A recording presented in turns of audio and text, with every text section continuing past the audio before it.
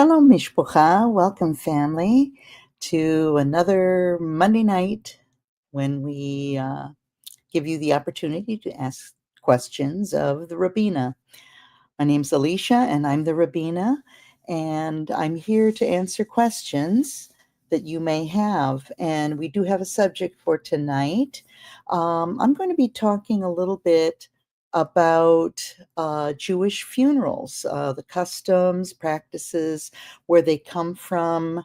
And I'm sure you will have questions.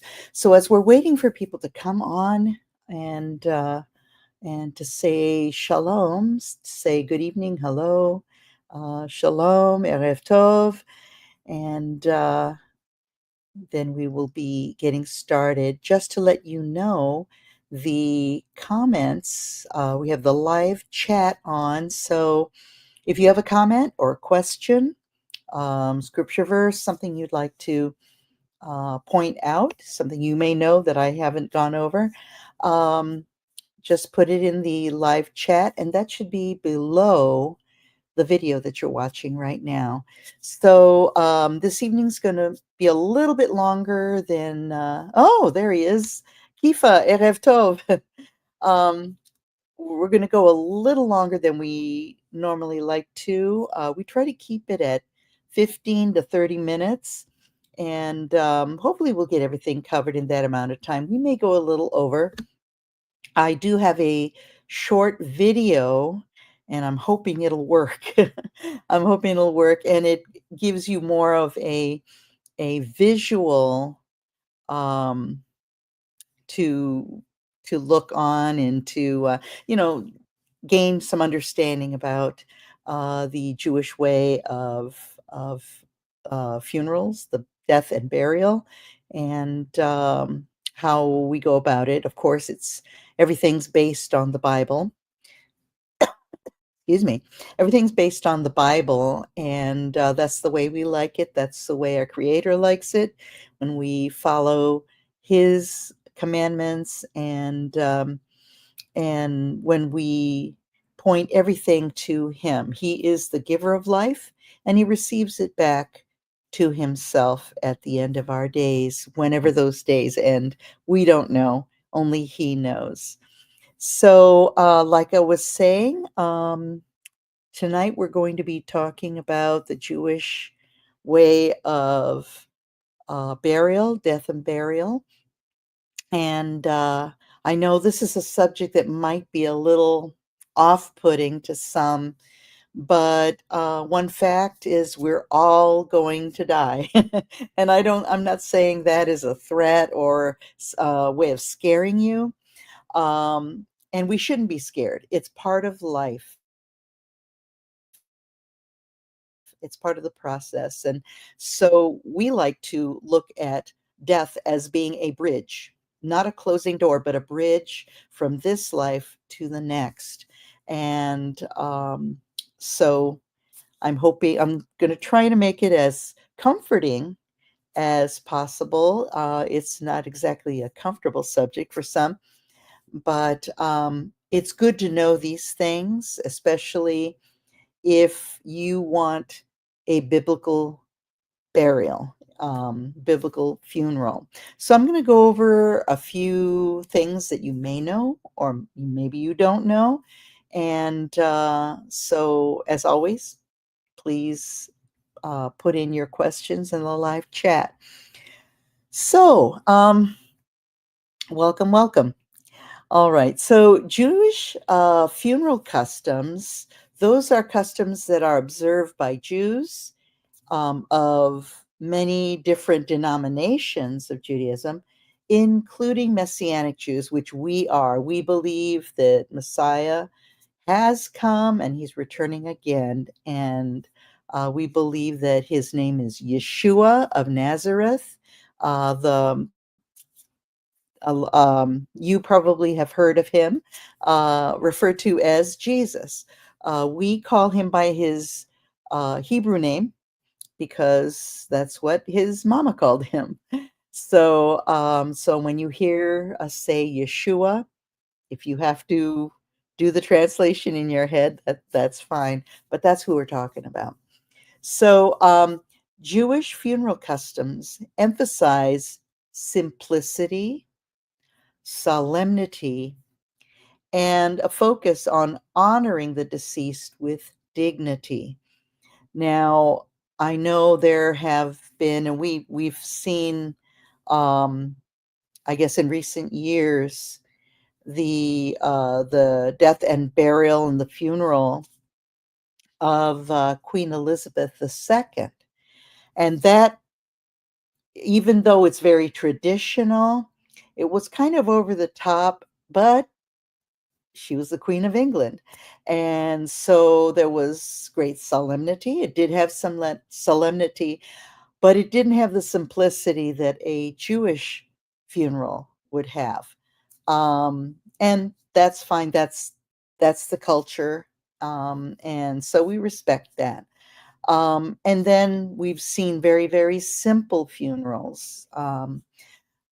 In Judaism, it's supposed to be kept simple because although we are honoring the deceased, more so we are honoring our Creator, the one who gives life and the one who receives that life back to himself again. So, key aspects include a swift burial, often within a day or two of the death, and also we avoid embalming. Okay, we're not to lengthen the time between when the person has passed from this life and when they go back to the earth. Um, there's a saying that we've all heard from uh, earth to earth, dust to dust. We're supposed to go back to the earth. We're supposed to be reduced to the dust from whence we came. And so we avoid embalming. Another reason we avoid embalming is because the life is in the blood.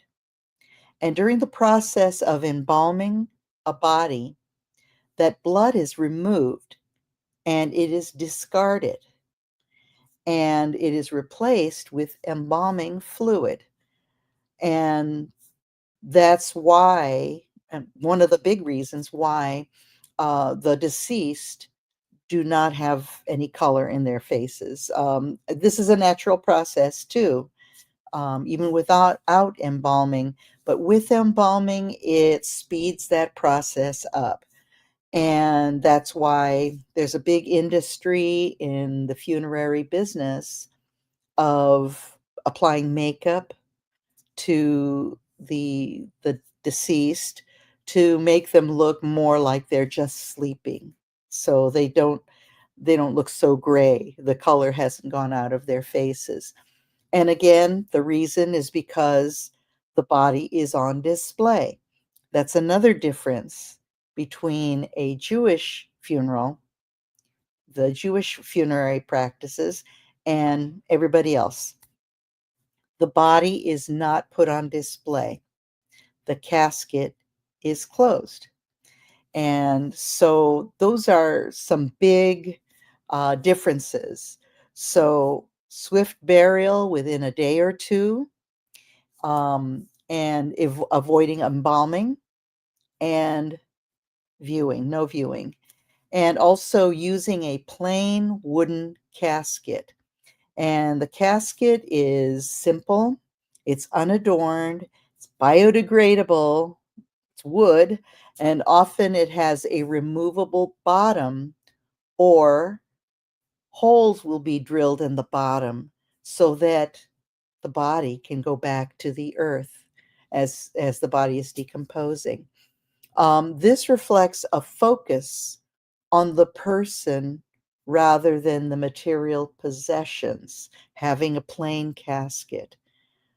So we all return the same way.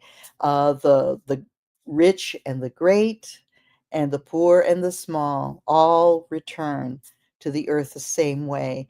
And no amount of expensive casket or floral arrangements, fancy clothes that or and makeup and jewelry that may be put on the deceased, it's not going to make a difference.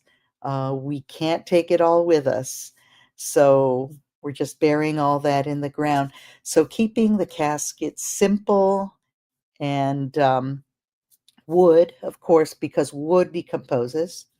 Also, there are no metal parts on the casket. If the casket is assembled using wooden pegs instead of nails, and the handles on the side, if you choose a casket that has handles, so that whoever is going to be a pallbearer can move the casket, carry the casket. That's all. It's all wood. The handles are wood, and they are attached to the casket again with pegs. Um, so that's the emphasis on simplicity. Also, flowers are typically not used. Um, Flowers are generally used for weddings and for happier occasions like birthdays or Brit Milad, circumcision observance. Um, but the thing about flowers is they look pretty when they've been cut, but when we see the flowers, we're reminded that they're dead. They may look pretty now, but they're going to go back to the earth themselves. So, um, where and it also it takes the attention away from our creator. That's where our attention needs to be, because he is the giver of life and the receiver of life again. Um, let's see. Also, donations. Um, Instead of flowers, donations to a charity that was important to the deceased is very appropriate. Maybe giving a gift to the congregation for whatever their needs are, or if the person, if their favorite charity was one that provided for orphans and widows, certainly a donation to that type of charity in the name of the deceased would be appropriate. Um, Another thing that's also done, and it's not just done for funerals, but it's also done at the birth of a child, or when a son or daughter graduate from high school or college, or achieve a certain um, level in their education. Some kind of big celebration calls for planting a tree in Israel. This not only um, marks the occasion with something positive, something that's alive and growing, but also it reforests Israel. As you know, Israel is in the desert area in the Mediterranean, and trees are a wonderful gift to give Israel in the name of the deceased. And of course, when you do this, they put a little plaque just out next to the tree with the name of the person and whose name that tree was planted. So these are other ideas that can be implemented rather than giving flowers. Now, if flowers mean something to you, by all means, that's fine. You can have flowers there. The original reason for having flowers decorating the casket was because as a body decomposes, um, it gives off an aura, okay? And the flowers mask that. So I'm trying to put that delicately. Um, but certainly flowers are a meaningful thing. If they're meaningful to you or to the person, by all means, go with that. It's just not traditional in a biblically Jewish funeral. Okay, so here's a few more details, and I'm going to go to see if anybody's got any questions. Okay, not so far. Um, but if you do have questions, please, by all means, ask. Okay, so let's go get into some details. Timing, like I said, Jewish tradition generally favors burial as soon as possible after death, often within a day or two, to allow, and the reason is traditionally it said it allows the soul to return to its source. That's tradition. Um, I there isn't too much detail. There really isn't that much detail biblically, but we know that our spirit, our breath, returns to the one who gave it to us. And so, um, allowing enough time, but not too much time. And so when the burial happens and all the prayers are said, the blessings are said, um, and that there's a time for grieving and mourning, um, it's understood that we're not holding anything back. Um, okay, we got a question here.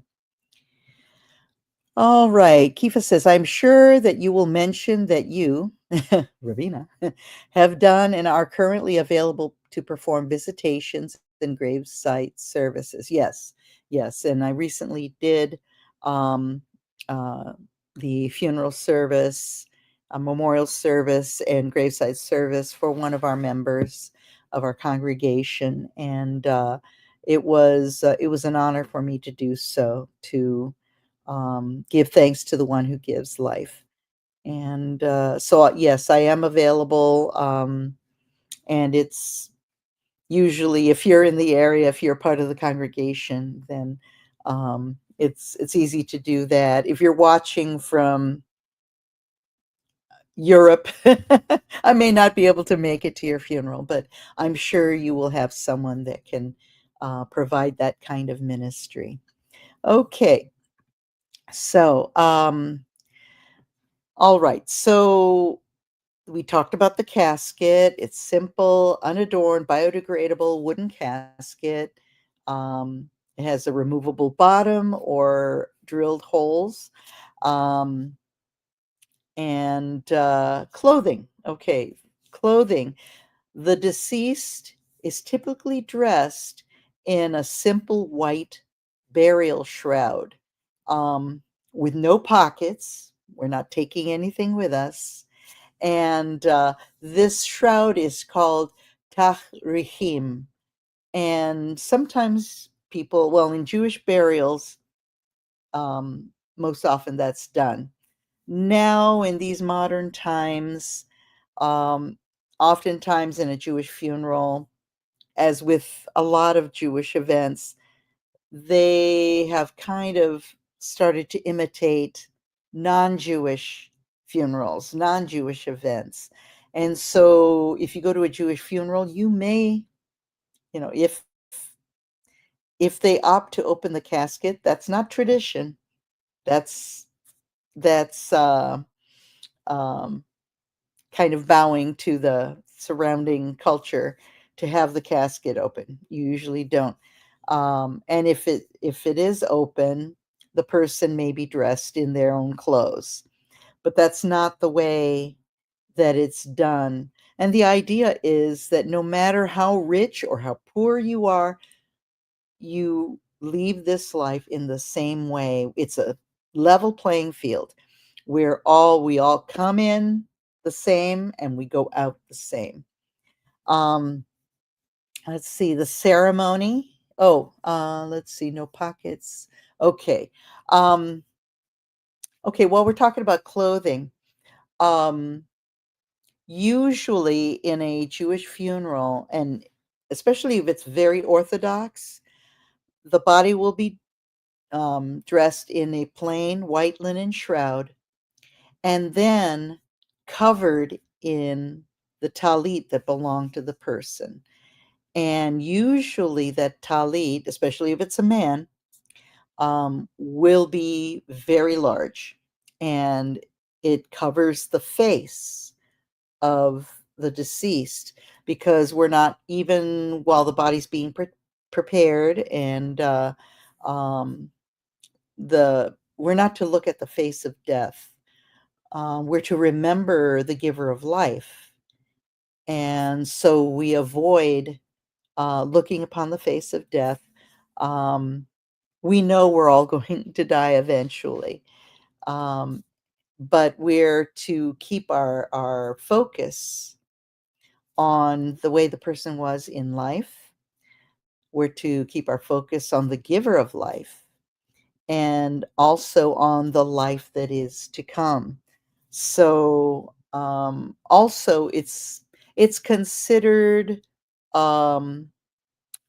undignified to allow the deceased to be put on display like they're no longer a living, breathing person. Um, and so that's another reason why the casket is closed. Shalom, Sister Pam. She's joined us tonight. Yay. Okay, blessings to you, Pam. So, so with the talit wrapped around, we know that on the corners of the talit are those tassels, the tzitzit, or in plural, tzitziot. These tassels, these tzitzit, are used to remind us of the commandments. Whenever we look upon them, we are reminded of who we are, who we serve, and how we serve. And how we serve the Most High is by walking in obedience to his commandments. Now, obviously, the deceased cannot see those tassels anymore. So, before burial, they are cut. They're cut off of the talit. Some tradition, in some family traditions, the tzitziot are given to the widow, and or the widow, well, or the widower. Usually it's the widow, because usually it's the man that wears the talit. They're given to the widow, and she distributes, because there are four of them. She distributes the other three. She keeps one, and the other three she gives to meaningful people in the life of the deceased. So maybe it's the firstborn child. If there are three children in the family, she would just give each of them one of the tzitzit. Um, so there's different ways of using it as a remembrance. So again, the deceased cannot see the tzitzit, so they can't be reminded of the commandments. And by the time death comes, they they don't have to obey the commandments, because they're done. Their life is done, and they're awaiting the resurrection. Okay. Um let's see. There is a reference, and let me see if I can find it.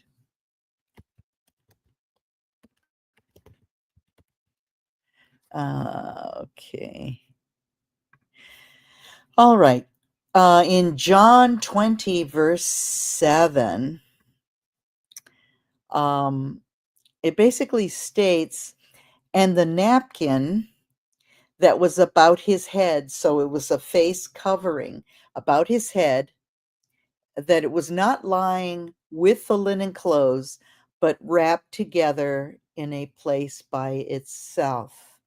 So, what that they call it a napkin, and I know there's this folk tale that somebody made up about a napkin that they think of it as a dinner napkin.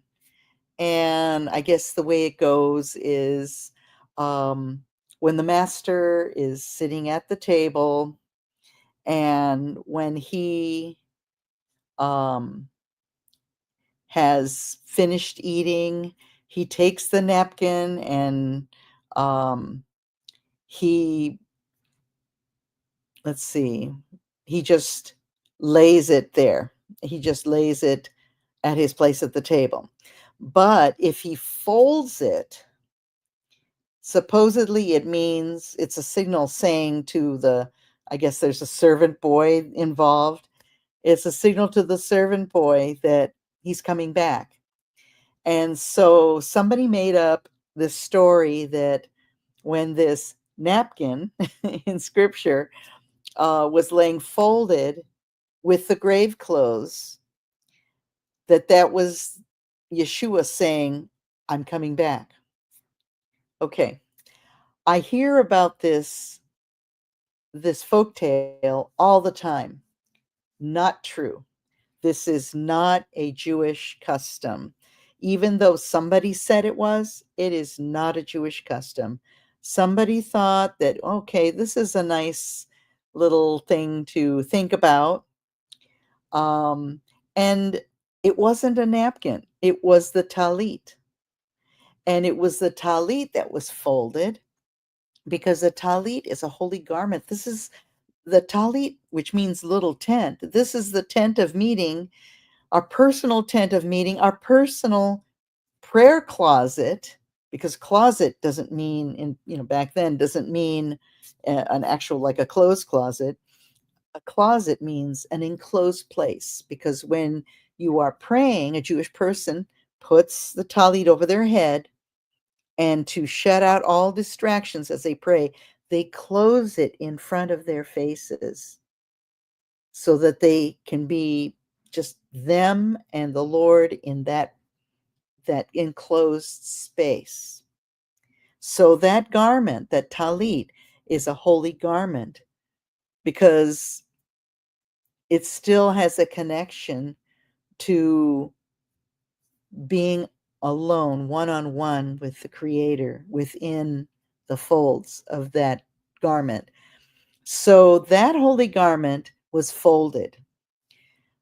There was the clothes, it says the linen cloths or the linen clothes. That's the shroud. So there were two separate garments. There were two separate garments. The shroud was the white linen garment that wrapped the body. The talit was the face covering, and basically it was wrapped around the person, and most probably would be over the head of the person and then enclosing the face, just like the person would have been wearing the talit during prayer while they were still alive. So the deceased is not praying, but it imitates the way that person prayed in life. So again, that folk tale about the napkin, I don't know where it started. It probably started innocently enough, but then people took off with it and started adding to it and giving it more meaning than it really has. So anyway, just so you know, it is not a Jewish custom. Okay, so let's see. Pam. Okay, Sister Pam says David cut the tassels of King Saul. Is that why they considered him dead? Yes. Yes. They cut those. It was a sort of a prophetic act to cut those tassels off.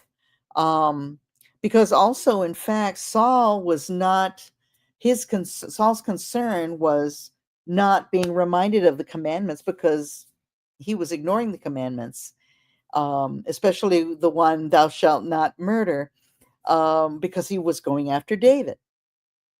So, yes, there is a connection there. Thank you for bringing that up.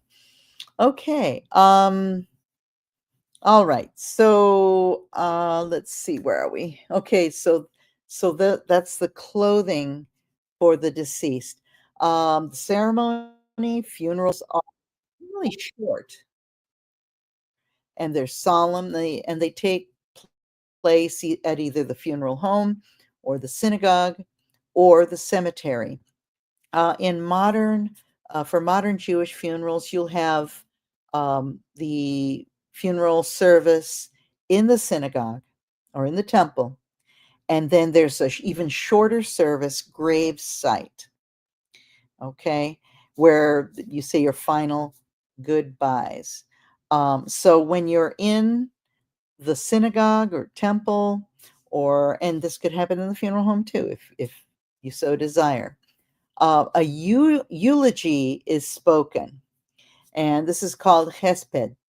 It's delivered, and prayers, including the Psalms, especially Psalm 23, the Lord is my shepherd, because it speaks of dwelling in the house of the Lord forever. So um, it speaks of our Creator being our shepherd, our caretaker, the one that looks after us, feeds us, protects us, and even in the face of our enemies.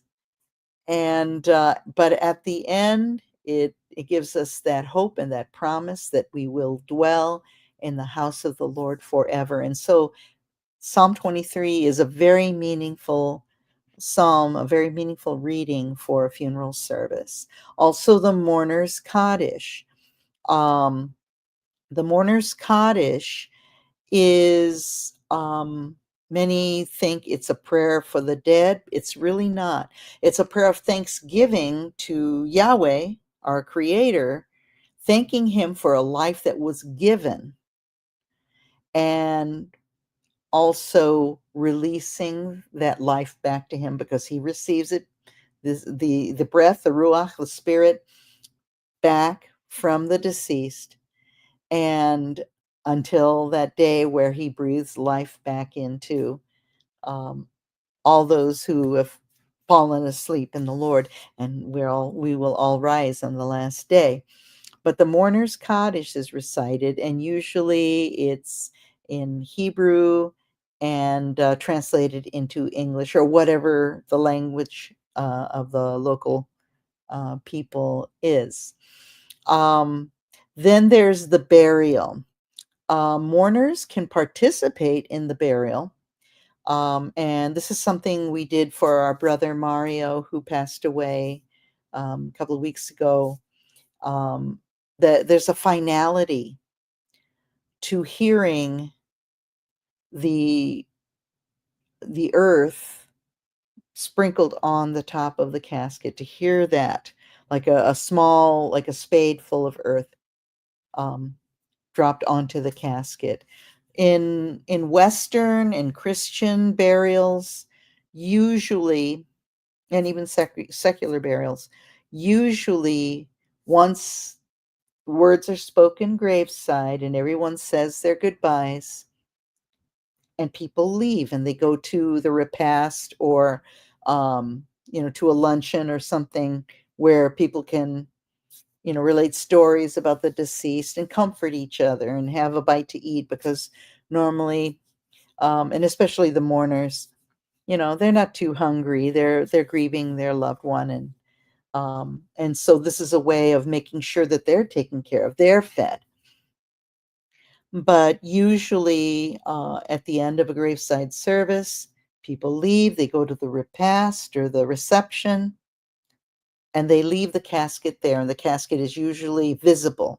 It's above ground. It's usually on a metal frame with straps that elevate it, and the casket is not lowered into the grave until later, out of the sight of the people. And I think this is done in the secular world as a kindness, because it's hard to see someone that you care about, even though you know that they're no longer in that shell, to see them going down into the grave. And it's a finality. It's a hard thing to see. And so I think that's most probably why it's done that way. But in a Jewish funeral, people need that closure. And so the grave, or the casket, is lowered into the grave, and of course, there's a mound of dirt there, a mound of earth that people that eventually are going to go over the the outer cover, the vault that the casket will be in. And so that dirt would go back in the grave, and then it would, of course, be fitted for a headstone, and or maybe have sod put over it, so it's finished looking. But that happens after people have already left. However, in a Jewish funeral, you need closure. And so we recognize that, according to scripture, it says earth to earth, dust to dust. And so the survivors of that deceased loved one will take a spade of earth and drop it on top of the casket before the vault is closed. And in that way, they're participating in helping usher the deceased back into the earth. They're participating, and it's the sound of the earth hitting the top of the casket that gives you that finality that says, okay, you know, this is done. Yahweh is going to take it from here. And so that is done. And of course, the immediate, the close one closest to the deceased, usually the widow or the widower, will be the first to drop the earth on top of the casket, and then everyone takes turns. Okay, we have a question. Okay, Sister Pam says, do American Jews make sure that their body gets shipped to Israel? Little like the bones of Jacob being carried. Many do, and many don't. It just depends on your tradition.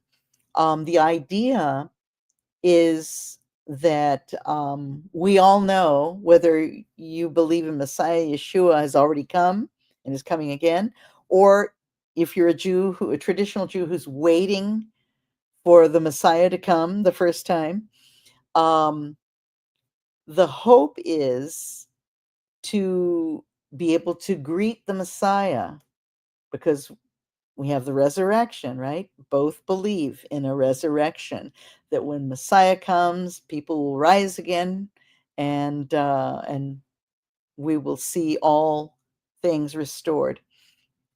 And so the desire of many Jews is to be buried in Israel, near the Mount of Olives. Right now, right in front of the Golden Gate on the side of that mountain, it's a Muslim cemetery, but to get as close as you can. And that's one thing about the Muslims putting a cemetery right there, because that Golden Gate, that Eastern Gate, is the gate that Messiah is supposed to go through. It's all sealed up right now, as though the people are going to stop the Messiah from going through those gates, because that's the gate that the king will return. When he returns, he's going to go through it.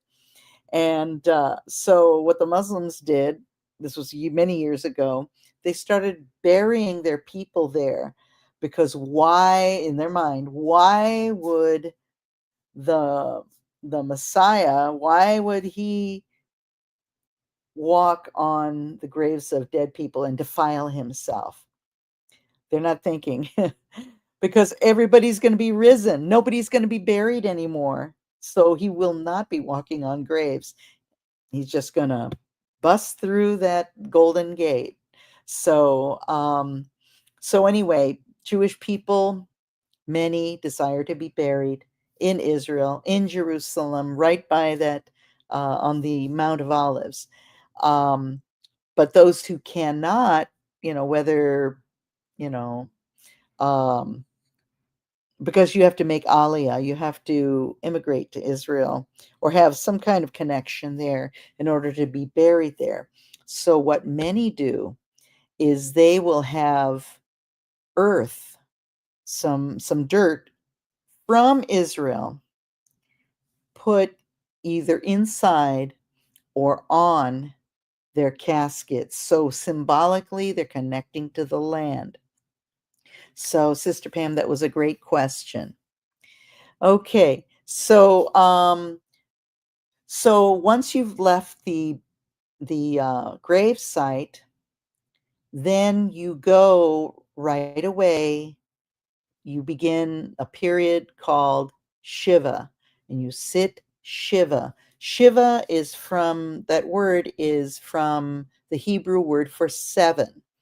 It is 7 days of intense mourning. Now, Shiva, the word Shiva, is also connected to the word, well, of course, Sheva means seven, but Shev, which is another root, means to sit and to cease. You do not work. It's like a Shabbat of 7 days. You don't work, you sit, you allow yourself to mourn. And so this follows the funeral. Um, and so the mourners will stay at home, those, the immediate family will stay at home. And when they're up to it, they receive visitors. Oftentimes, this begins right on the same day as the burial. And getting back to the word shev, which means to sit, traditionally everyone sits on low stools, and it's a sign of mourning. When you sit in a chair that's elevated, or just a high chair, or a stool, a tall stool, it's reserved for kings, it's reserved for celebrations. So the low stool indicates that your heart is brought low, you're in mourning. And traditionally, when people come to the house of the mourners, there is a stand put just outside the front door, and the door is left open. If and this indicates to people that are coming to visit the mourners that they are welcome to come in. So here's this stand next to the open door, and on top of the stand is a bowl, and it's filled with water. And of course, there's a towel there. And the idea is that before you enter, you wash your hands and dry them off on the towel, and then you can enter. What you're doing, and it's more symbolic, it stems from when people would bury their dead, and they would actually pick up the dirt and drop it with their hands. So it washes the dirt from the burial place, washes that off. Also, when you're in it's called the house of the dead, wherever the funeral is, and also the burial place is also called the house of the dead. Um, when you leave that, you are spiritually defiled because you've been near death. And so the washing of the hands is symbolic of mikvah. Mikvah is baptism, where you wash away all defilement. And so that's why that's done. So you don't bring death or memories of death into the home of the deceased, the home of the mourners. So you go in, and it's tradition not to speak to the mourners until they speak to you first. The tendency for human beings is, when there's silence, people tend to want to fill the silence with lots of noise, music, talking. And this can be hard on the mourners. Oftentimes they don't know what to say.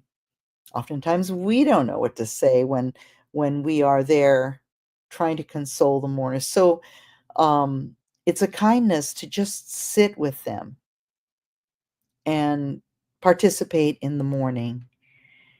When they speak to you, then you can open your mouth and you can speak to them. But it's supposed to be polite, to wait till they address you, wait till they speak to you, because they may not want to say anything. And we don't want to put a bigger burden. We don't want to put the burden of them having to entertain visitors. So, so we just sit. We love them. We sit with them. We mourn with them. Okay. Also, um, traditionally, hard-boiled eggs are eaten when to break the fast, to break, as part of the lunch, the luncheon or the repast. Why? Because hard-boiled eggs represent the cycle of life. Um, you know, life. If you think of a bird, life begins when they are an egg, and everything comes full circle. An egg is like a circle. When you cut a hard-boiled egg in half, you see the white, or you see the shell.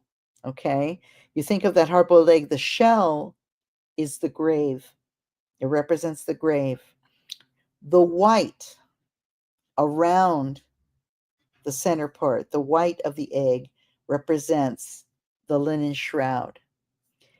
The yellow, that golden yellow center, represents the spirit of that person, or and it represents that person. So it's traditional that hard-boiled eggs are eaten. Okay. Um, and I already spoke about flowers. Flowers and music are generally not used in Jewish funerals. In ancient times, they it was, and like I explained before, the flowers were to kind of sweeten the air. And music was an expression of mourning. Um, when the little girl had passed away, that Yeshua he was on his way to, hopefully, um, heal that child, but then the child passed away. And when he came into that house, they had hired musicians that were wailing and playing flutes, and those were instruments of mourning, because the flute sounds like wailing. And Yeshua said, "Stop that. Send these musicians away. She's not dead. She is only sleeping." So music was a tradition back then. It's no longer a tradition to have music, because music, um, it's more for a happy occasion. Okay, and then there's a thing called kriya. Kriya is when in mourning you tear the neck of your clothing. And it used to be done in biblical times, where you tear your clothing, um, and this is a sign of mourning. This is a sign of anguish. We see it in the New Testament, where in the renewed covenant, where Yeshua says, when he's asked, "Are you the Messiah?" And he says, "Yes, I am the Messiah." And the high priest tears his clothes. He is so upset. It's a sign of mourning and anguish. He's so upset with what Yeshua had said. For him to hear in his, for the high priest to hear what in his mind was blasphemy, because Yeshua was equating himself with the Creator. Um, I mean, he is the Creator, but the high priest had a different opinion, and this upset him, so he tore his clothes. This is done, in ancient times. People would tear their clothes. Nowadays, there would be a black cloth, a little piece of black cloth, or a black ribbon that's got already partly pre-cut, and it's pinned to the clothing of the mourners. So as you're mourning, there's a part of the service where you would take that ribbon or piece of cloth and you would tear it the rest of the way. And this would show anguish. It would show that you are mourning deeply the loss of this person. So again, that's called kriya, and it's a symbol of grief. Okay. All right. And I spoke about washing the hands before going in the home. All right. I'm open for questions. Okay, we have another comment by Sister Pam. That sounds like Job's friends who sat with Job. Exactly. Exactly. Um, no one should go through mourning and anguish alone. And so it is a kindness that is done, a mitzvah that is done for the ones who are mourning the death of a loved one, to be with them, just being with them. And often, you would feel the need to tear your clothing as well. And one thing I might remind you, when Yeshua gave up his spirit, when he was on that execution stake, when he died on that cross, and he gave up the ghost. He said, "Into your hands, Father, I commit my spirit," and he gave his last breath out. What happened in the temple? It was the same symbol of the tearing of the clothes when the veil in front of the Holy of Holies tore from top to bottom, not from bottom to top, where people would be there pulling it apart for some reason, but it tore from top to bottom, just like it, as if it was the Father grieving the death of his Son by tearing the top of the neckline of his clothing. So I think it's a very Jewish thing, and that symbolism is meaningful. So yeah, so that those are most of um, the practices, and oh, we got comment now. Oh, you see the picture there.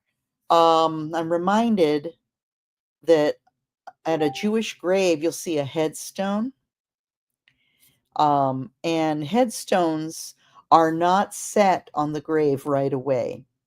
Usually in the Western world, or the secular world, after the deceased is buried, and then usually a headstone will be put, or some kind of marker will be put on the grave, and usually it has the name of the deceased, when the dates of when they were born and when they passed away, and some kind of saying, a scripture verse. And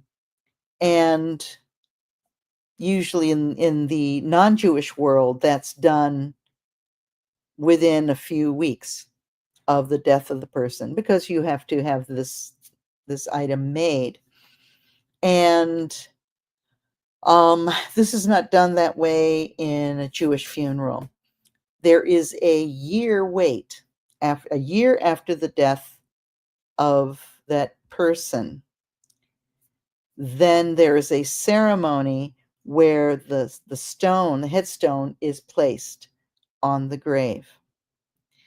And the reason for that was, in ancient times, when a body was placed in the grave, and usually this would be in ancient Israel or any arid desert place,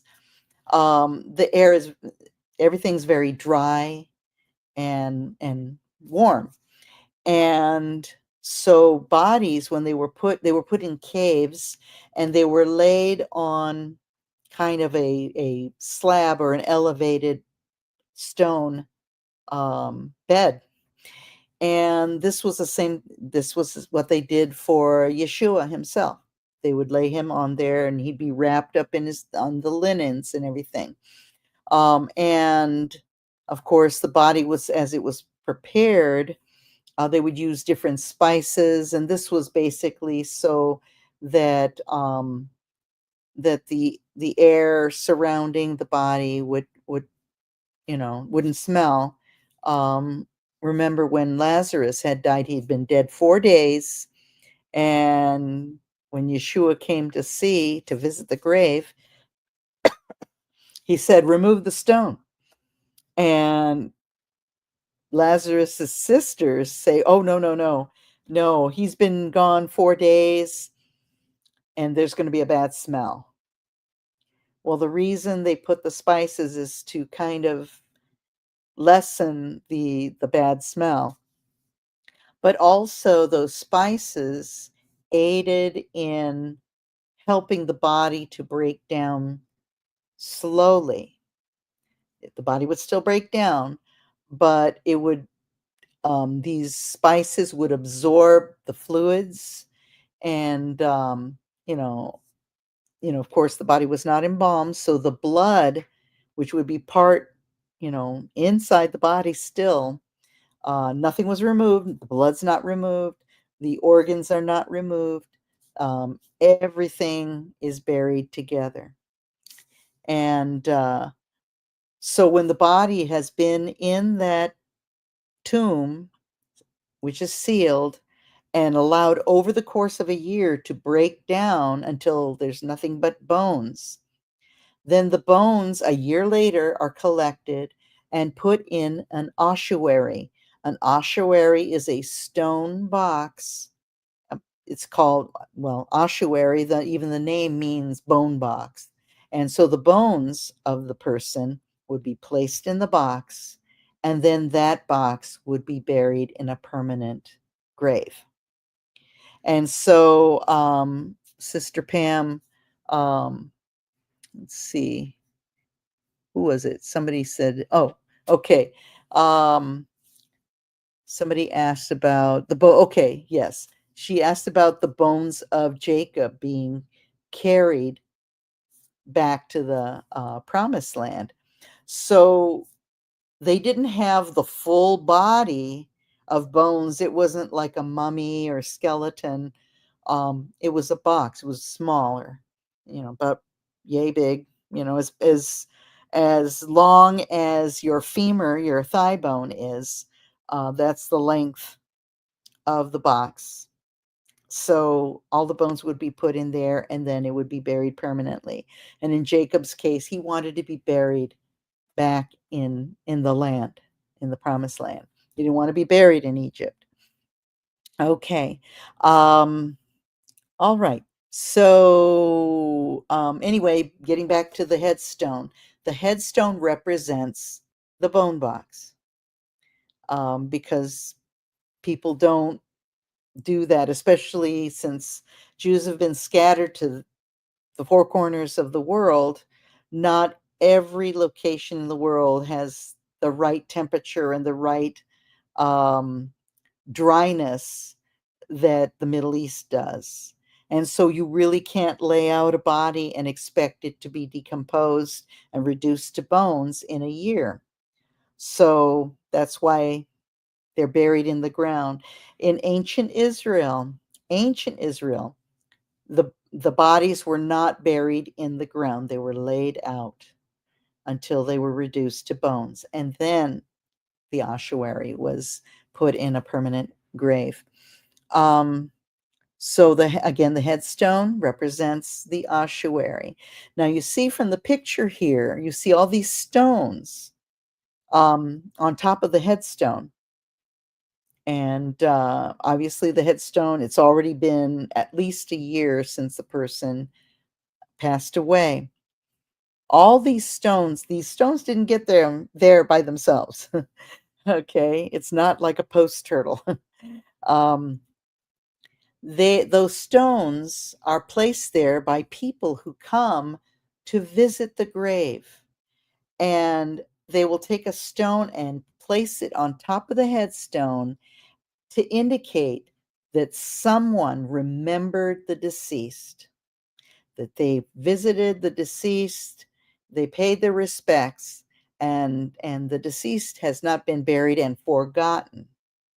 The deceased has been buried but not forgotten, and so that's what those stones represent. So every time you go and visit the grave of someone, a Jewish person, um, you take a stone and you put it on top of the headstone, and it also symbolizes helping with the burial. So if you were not able to come to the funeral and come to the burial of the deceased right away for whatever reason, when you visit the grave a year later and you place your stone, it's as though you were there and helping usher that person into the next life. So that's symbolic there. Okay. All right. Good. Okay. So we have time um, for a little video, and we spoke of the preparation of the body. There is a burial society in Judaism called Hevra Karisha. And it's Hevra is like a fellowship, and Harisha is it's holy. So it's the holy fellowship, and their mission is a holy mission. They are volunteers that, instead of leaving the body to be cared for and prepared by a funeral director or a mortician, um, religious Jews have their own Hevra Kadisha that take care of that. And it's considered a kindness. And so the body is not left by itself, not left alone. The body is cared for very respectfully. The body is washed and dried and dressed, and prayers are said throughout this process. And of course, um, the body of a woman is prepared by this society that's made up of just women volunteers. The body of a man is prepared by male volunteers who take part in this very holy endeavor. And so, this video that I'm going to show right now, the woman there, she's going to describe how the body is prepared and cared for and prayed over in preparation for the burial.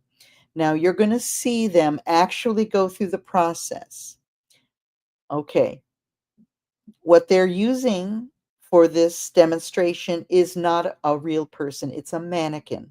Okay, because we don't want to disrespect the dead by filming the process and having it shown or displayed to people that are not the mourners of that person. So this is done in a way that's very kosher.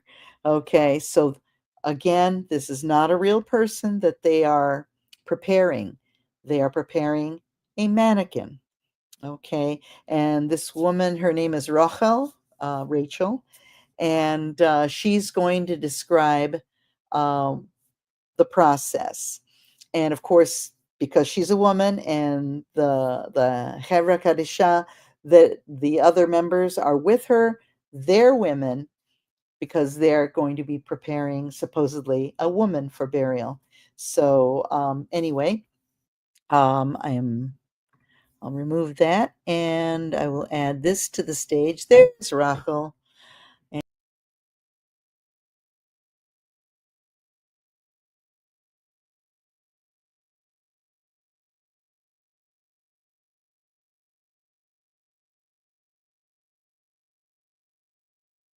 No matter whatever is going on in my life, before I walk into the Tahara room, no matter how troubled and obsessed I might be about something, it totally, totally disappears during the time of the Tahara. It is the most profound connection with my Judaism, both task-oriented and spiritual at the same time, and so intensive that it's almost a lesson for how to do other commandments. I think it's considered the greatest mitzvah because the person that you're serving, the deceased, can't say thank you. The purpose of the Tahara is to provide comfort for the soul and care for the body. We talk very little except about the tasks at hand. When we're working on the deceased, we never pass anything over the body. We always walk around as a sign of respect for the dead. I have a distinct sense that the soul is hovering and is in transition as we do this. And that makes us that much more careful with the body. May it be your will, Lord our God and God of our fathers, to bring a circle of angels of mercy before the deceased, for she is your servant daughter. It's definitely changed me. For one thing, it's put my own mortality in much sharper focus. I don't think I have a fear of death. And I can kind of imagine what that would be like. I have thought about my own Tahara. And I also find it so enormously uplifting and rewarding that if I would get a call to do it, I mean, why wouldn't I do it? It makes me feel so good about myself and gives a lift to the rest of the day. I always like to look at a Tahara. It's almost analogous to a 3-act play. There are 3 distinct parts. There's cleansing, there's purification, and there's dressing. In the cleansing phase of the Tahara, we remove all the bandages and anything extraneous on the body. And I will pour upon you pure water. The purification is a cascade of 24 quarts of water that are poured by the entire team in a continuous flow. And it's an analogous to a mikveh, which is the purification that women go through following their menstrual cycle. And it's as if we're washing away all the suffering of their last periods of their lives. And it's as if it's like a veil that you leave behind. Tahara he, Tahara he, Tahara he. She is pure, she is pure, she is pure. And then the body is dried, and the final stage is dressing in the shrouds. The shrouds are fashioned after the garments that the high priest wore in the temple on Yom Kippur. And they're white, usually made of linen, hand sewn with no knots so that they will disintegrate easily. They also have no hems, also to signify the impermanence, and no pockets, so that you take no worldly goods with you. And everybody, rich or poor, young or old, religious or non-religious, are all buried in the same garments. And then the body finally is placed in the casket and wrapped in a large sheet, which creates almost a cocoon-like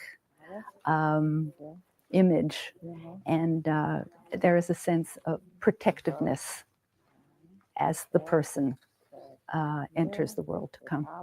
We sprinkle earth from Israel at the bottom of the casket before we place the body in there.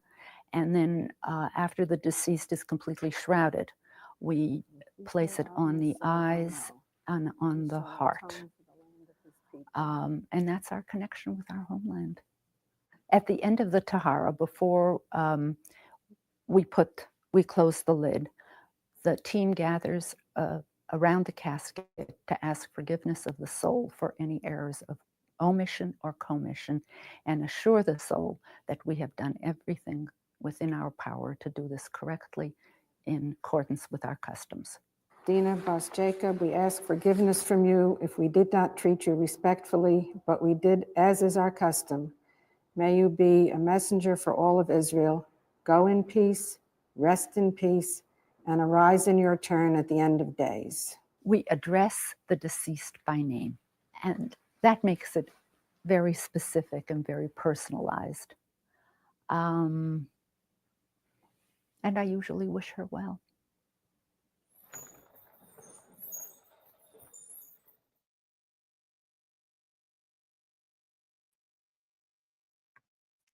Okay, so that is a demonstration of the Hevra Kadisha, the Holy Fellowship. And this is done, as we just saw, this was done by women for a woman who is deceased. And the same is done for a man by men. And this is to keep everything decent and in order, keeping everything kosher, and also as respect for the deceased. So this process is what replaces what a funeral or a mortician would do. And again, there's no removal of any organs, there's no removal of any blood, there is no embalming with embalming fluid, and the body is treated with the utmost respect. So I know for myself, this is what I would desire when it's my time. And I encourage you to prayerfully consider, you know, maybe not if you don't go the whole 9 yards, but think about what, you know, what you want for your going home. And so, anyway, I just want to ask if there's any other questions that I can answer. Okay, all right. Okay, well, it looks like I guess we explained everything well enough. And again, if you do have a question that arises later on, maybe you want to watch this program again, just if there's certain parts you didn't understand. And if you have a question, go ahead and put your question in the chat, and we'll get a notice that you've got a question about what you have just seen. So anyway, I hope this was a blessing to you. I hope it was comforting, and that you would consider how important, even in our death, how important it is to do things properly, decently, and respectfully. So, okay, well, I do hope that you will join me on Wednesday night at 6:30 for a midweek midrash, when we will continue studying about Jewish customs, and also preparation for the high holidays, the fall feasts, as we are very soon going to be coming into the fall. So anyway, I do hope this was a blessing to you, and I will say it was a definite blessing for me to serve you in this way. And so until we meet again, I want to wish you shalom, shalom.